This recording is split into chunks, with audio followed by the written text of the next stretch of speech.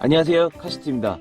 오늘은 제가 아우디 A7을 약 3일 동안 운행하면서 느낀 장단점을 아빠 관점에서 이제 말씀을 드리겠습니다. 먼저 지금 자막에 제가 딜러분 이제 연락처를 하나 띄워드릴 건데요. 제가 굉장히 좀 오래 알고 계신 이제 딜러분이거든요. 만약 이 아우디 A7 구매를 고려하시는 분이라고 하면 제가 정말 오래 깊게 알고 지낸 딜러분들 소개시켜 드릴 테니까 이쪽으로 좀 연락 꼭 부탁드리겠습니다. 그럼 지금부터 이 차의 장단점에 대해서 꼼꼼하게 하나하나씩 짚어보겠습니다. 우선 익스테리어에서 장점은 이제 디자인이에요. 확실히 차가 예뻐요. 워낙 차가 날렵하고 이제 매끈하게 빠진 데다가 이제 후면부 같은 경우는 뭔가 이제 화려하기도 하고 고급차 느낌도 이제 확 들죠. 그래서 저 같은 경우는 이 전면부보다 이제 후면부가 좀 더 마음에 들고요. 주간보다는 이제 야간에서 이제 모습이 좀 더 예쁜 것 같아요. 특히 이 차 같은 경우는 주행했을 때가 정차했을 때보다 훨씬 예쁜 것 같고, 그러니까 도로 위에서 달리는 모습을 볼 때가 이 아우디 A7의 이제 매력이 확실히 이제 드러나는 것 같은데요. 아무튼 이렇게 정차했을 때도 약간 매끄럽게 빠진 전체적인 루프라인을 비롯해서 이 휠까지 전체적으로 이제 균형을 잡힌 이 디자인을 이 차의 첫 번째 이제 장점으로 이제 꼽고 싶습니다.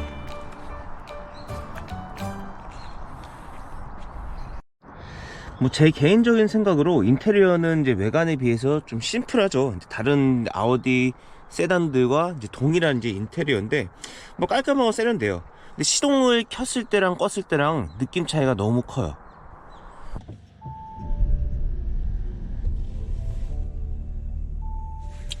시동을 켜면 웰컴 라이트와 이제 웰컴 사운드, 그리고 이렇게 디스플레이에 화면들을 뜨면서 야, 참 화려하다, 야, 요즘 차 좀 멋있다, 이제 이런 느낌이 드는데, 다시 시동을 꺼볼게요.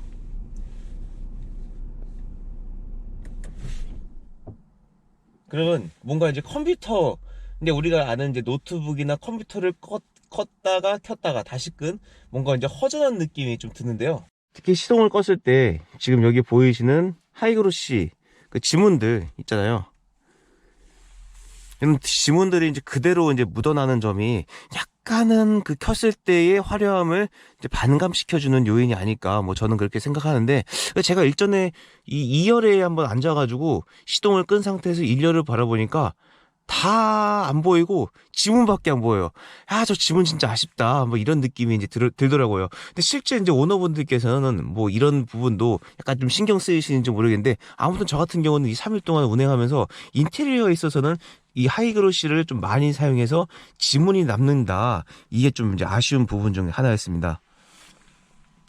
이제 공간 부분에 대해서 이제 말씀을 드릴게요. 이제 1열 공간 같은 경우는 충분합니다. 지금 제가 시트를 제 키에 맞췄을 때 이제 모습이고요. 주먹이 이제 스티어링 휠에 닿지도 않고, 요 아래 이제 레그룸 같은 경우도 여유로워요. 그래서 운전할 때 이제 크게 이 공간적인 불편함은 좀 못 느끼겠어요. 근데 아무래도 이 차가 쿠페형이다 보니까 시트 포지션 자체가 이제 높거든요.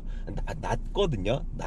그래서 제가 저는 보통 운전을 하다가 요 팔을 요 위에 이제 올려놓는 걸 이제 좋아하는데, 이 차 같은 경우는 시트 포지션이 낮다 보니까 팔을 이렇게 위로 올려서 하기는 좀 어렵고요. 이 부분 빼고는 운전할 때 크게 불편함은 못 느꼈습니다. 여기 글로브 박스까지 거리도 괜찮고, 콘솔 박스도 그렇고, 전체적으로 이제 여유로운 편이죠. 수납 공간도 충분하고요. 2열 공간 같은 경우도 쿠페형이라 좀 불편하실 거라고 좀 생각을 하는데, 저 또한 그렇게 생각을 했고요. 근데 이제 카시트에 저희 아기들을 태우고 다닐 때도 크게 불편함 없었고, 오히려 카시트 때니까 헤드룸과 레그룸이 확보가 돼가지고 이제 아이들이 좀 더 여유롭게 이제 이 차를 탈 수 있었고요. 성인이 탔을 때도 마찬가지예요. 저희 이제 아내가 뒤에 탔을 때도 크게 불편함은 없다.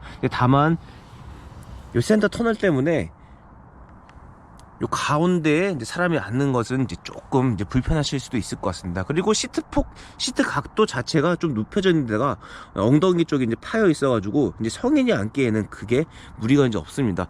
또 하나 제가 일전에 또 말씀드린 적이 있는데, 이 벤츠나 이제 쿠페형 SUV 같은 경우는 2열에 탑승할 때 요 공간이 좀 좁거든요. 근데 아우디 이 A7 같은 경우는 도어가 좀 더 바깥쪽으로 열리는 데다가 이 공간도 이제 여유롭기 때문에 2열에 타면서 뭐 불편함은 이제 크게 이제 못 느끼실 것 같아요. 제가 확실히 이제 이건 이제 말씀드릴 수 있습니다. 다만 좀 아쉬운 게 있어요. 바로 트렁크인데요. 골프 가방에 지금 2개가 들어가 있고, 이거 왼쪽에 있는 이거는 저희 이제 아내가 쓰는 약간은 좀 사이즈가 작은 이제 가방입니다. 뭐 전체적으로 이제 트렁크 공간은 여유롭습니다. 근데 이 아래는 지금 스페어 타이어가 들어가 있고, 사실상 요 위 이 공간만 이제 활용을 해야 하는데, 지금 어쨌든 이 쿠페형 디자인을 이제 뽑다 보니까, 만약에 이 골프 가방을 2개, 3개, 아니 여행용 캐리어를 2개, 3개 겹치게 되면 시야를 가려요. 그러니까 제가 이제 운전을 하면서 이 가방을 높이 실었을 때 시야가 가린다는 이제 느낌을 받았어요. 보통 SUV에서 일어날 수 있는 그런 현상인데, 이 차가 이제 쿠페형 디자인이다 보니까 짐을 쌓으면 운전자의 후방 시야를 좀 가릴 수 있겠구나, 이제 이런 생각이 들었고, 또 하나 이제 문제가 있는데, 이번에도 짐을 겹쳐 실었을 때 문제입니다. 물론 지금 같은 경우는 짐이 없어가지고 짐을 겹쳐 실은 상황이 아니지만, 만약 여기 짐이 있다고 가정을 하고 짐을 겹쳐 실었을 때 이 트렁크가 닫히지 않는다는 거예요. 그래서 만약 이 여행용 캐리어를 4인 가족이 가방 4개를 가져간다고 하면, 여기 실릴지언정 문을 닫을 때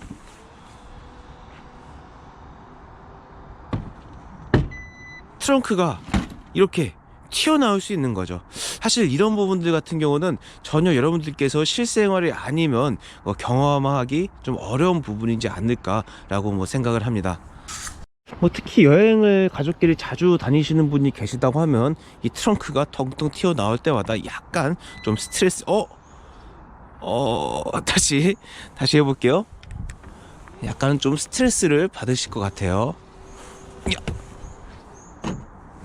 터쳐라. 네. 성공했습니다. 그리고 또 아쉬운 거는 소재예요. 사실 전체적으로 인테리어는 굉장히 예쁘거든요.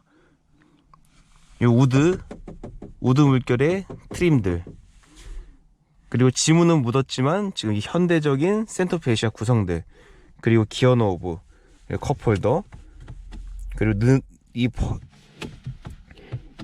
이 열면 은은하게 천천히 올라오는 이 분위기들, 뭐 전체적으로 인테리어 괜찮습니다. 하지만 이 두들겼을 때 뭔가 비어있는 듯한 이 소리는 1억에 가까운 차치고는 약간 좀 아쉬운 부분이 아닐까, 이런 생각이 들어요. 물론 저처럼 뭐 중저가 차를 타는 그리고 내비게이션도 장점으로 이제 말씀드리고 싶습니다. 보통 수입차들 같은 경우는 내비게이션을 쓰기 굉장히 불편해요. 제 볼보차 같은 경우는 아예 쓸 생각도 안 하고, 뭐 벤츠, 이 볼보와 벤츠가 양대 쌍벽을 이루는데, 이 아우디는 BMW보다는 좋아요. 제가 이 내비게이션만 활용해서 이제 어젯밤에 천안까지 이동을 이제 갔다 왔는데, 이 좁은 골목까지 이 차가 이제 세부적으로 디테일하게 이제 알려줘가지고, 내비게이션 쓰는 건 참 이제 편했습니다.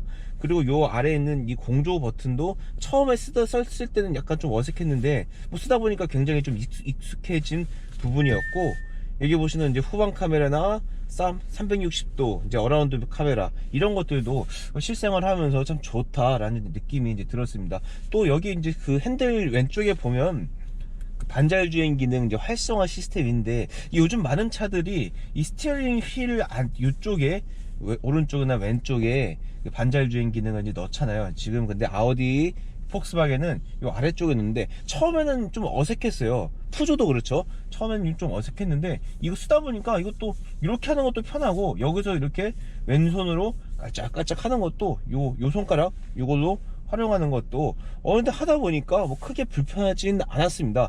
그래서 여기 이 스티어링 휠 반자율 주행 시스템이 왼쪽 아래에 있다고, 저 차는 뭔데 요 아래에 있냐, 이렇게 디스 하시는 분들, 이거 쓰다 보면 편하니까 뭐 크게 걱정을 좀 안 하셔도 될 것 같습니다. 지금 이렇게 3D 화면. 이런 요소들도 이제 이 차의 이제 만족감을 높이는 또 요인이긴 이제 하죠.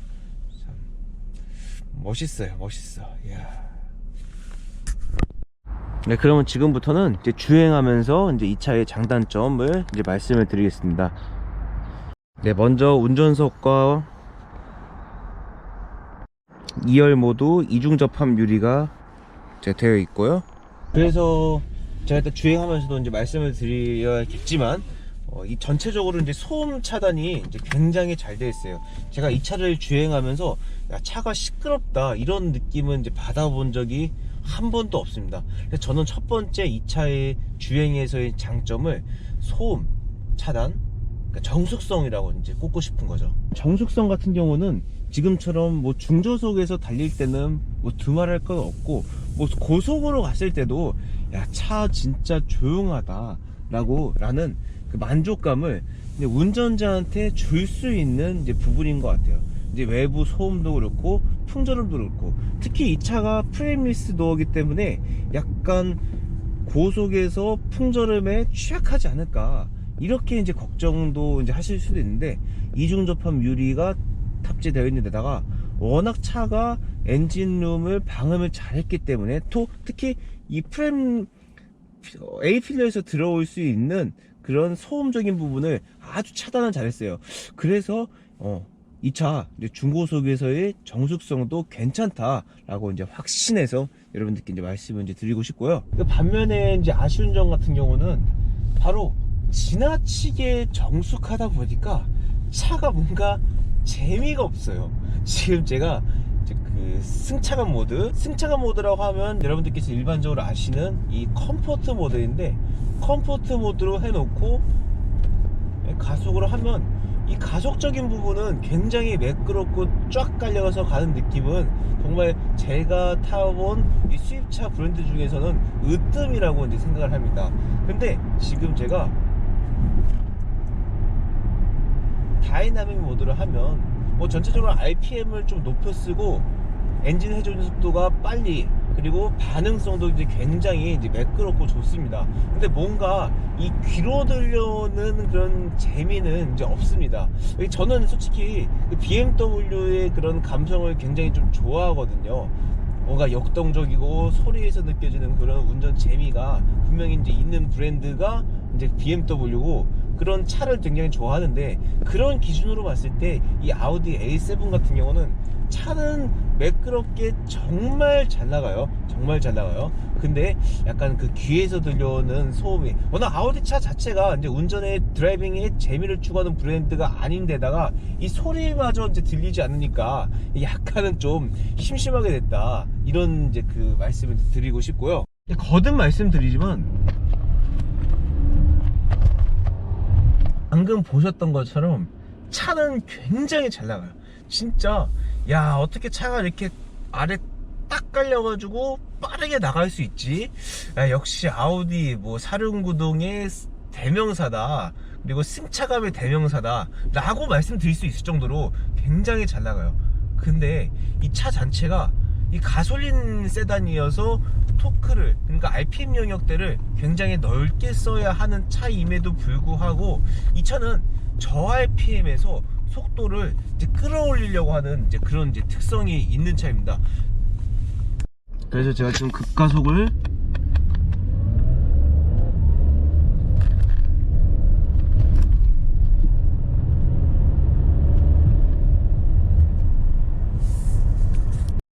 방금 보셨죠? 얘가 막 가속을 하면서 변속을 굉장히 많이 해요. S트로닉 7단 자동 변속기를 이제 이 차가 썼잖아요. 지금 딱 올라가다가 RPM이 탁. 그래서 만약 고 RPM, 높은 RPM의 영역대에서 이 차를 좀 이렇게 차를 이제 즐기시는 분이라고 하면, 이런 이제 그 엔진 세팅 같은 경우는 약간 좀 마이너스 요인이 될 것 같아요. 그래서 제가 아무리 이 차를 좀 재미를 느끼겠다고 막 뭐 이제 그 패들 시프트 써가지고 RPM 막 올려도 어쩔 수 없이 그 저 RPM을 쓰려고 하는 이 차의 그러니까 이 A7의 고집은 꺾을 수 없었습니다. 그래서 차가 잘 나가는 걸 뭐 중시하시는 분들한테는 충분한 만족감을 드릴 수 있는 차가 바로 A7인데, 어떤 운전의 그런 그 귀로 듣는 즐거움이나 역동성을 느끼는, 그리고 이 차 자체의 스티어링 휠이 두꺼운 편이 아니기 때문에 스포츠카와 같은 감성을 좀 느끼시는 분들한테는 약간은 좀 2% 부족한 이제 부분이 있지 않을까 좀 싶습니다. 네, 마지막으로 이제 말씀드리고 싶은 것은 이제 바로 연비입니다.